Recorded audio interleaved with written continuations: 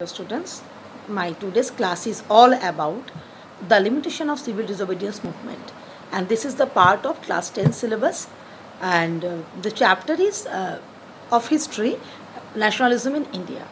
So in my last class we have discussed why the reaction of Muslim community was lukewarm towards the civil disobedience movement. But today we will discuss about the reaction of Dalit community regarding the civil disobedience movement. So first we need to know who are the Dalits. Dalits are in simple way untouchable class of Indian society. In India we have traditionally four castes: the Brahmana, Kshatriya, Vaishya and Shudra. But apart from these four class, the lowest strata of the society is untouchables. Untouchables are normally engaged in the work which involve dirt or something which is forbidden. For example, manual scavenging and therefore the work of leather workers, you can say, the sweepers and many more other communities or chandals. These are the category of untouchable people. In India, there are large portion of human population came under this category, and those people are normally excluded from mainstream society and therefore are not included in the affairs of mainstream population. They are called untouchables or achut.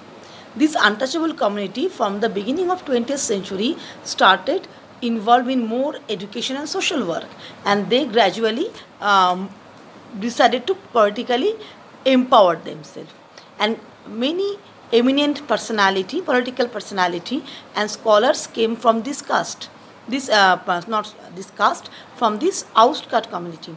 The best example is Dr. B.R. Ambedkar. He actually he was belonged to the Mahar caste of Maharashtra, and Mahars are untouchables. They are the manual scavengers. So apart from Ambedkar, many more eminent personality emerged from this community, and they decided to form organization for the political and social empowerment of untouchables. And from 1930, the untouchable communities started calling themselves Dalits or oppressed. As we all know that B.R. Ambedkar himself formed the organization called All India Oppressed Class Association.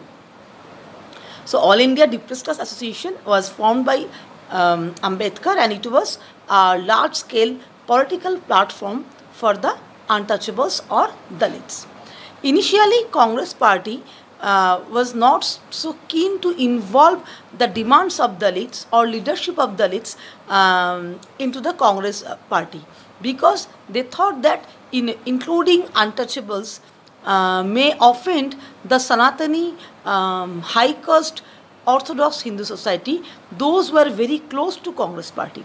The maximum member of this community, Sanatani Hindu community, were actually against of keeping untouchables into the mainstream population and also in the mainstream politics.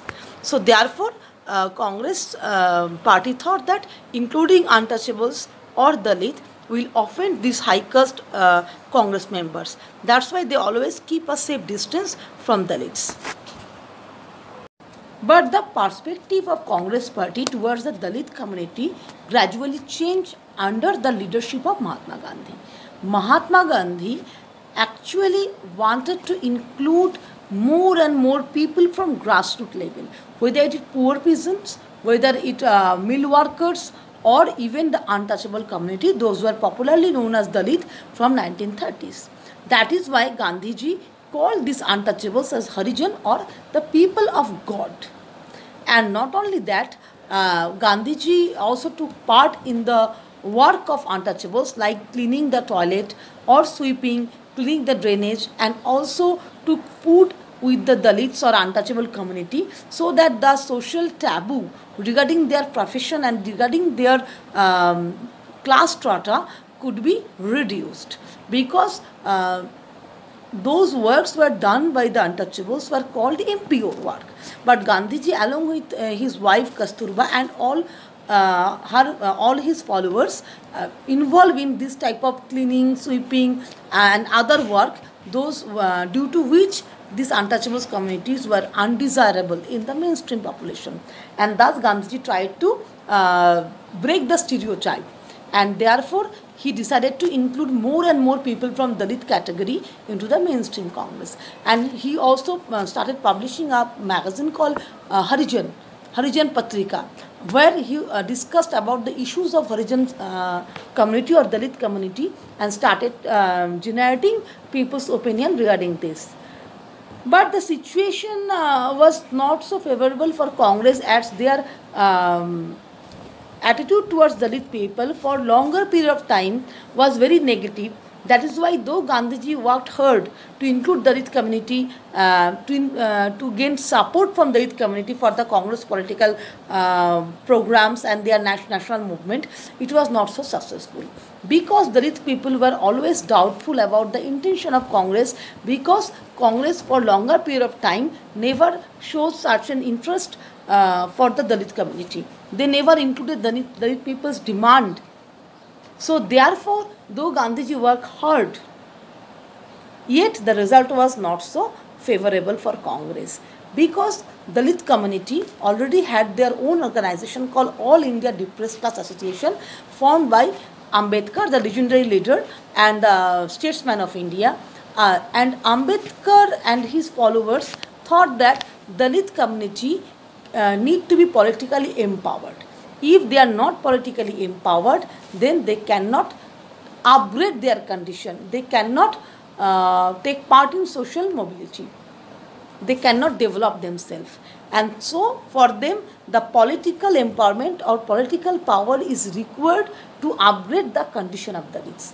That is why Dalit community decided to take part in the provincial election.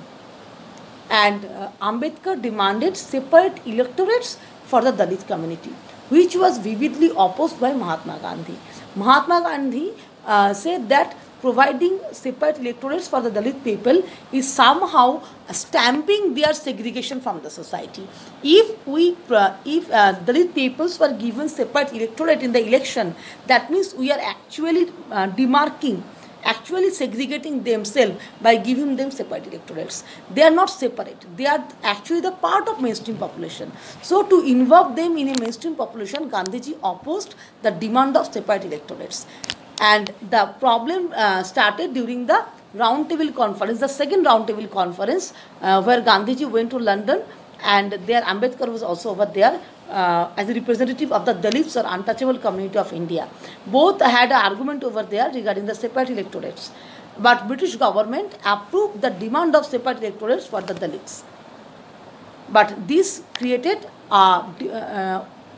opinion differences between Ambedkar and Gandhi.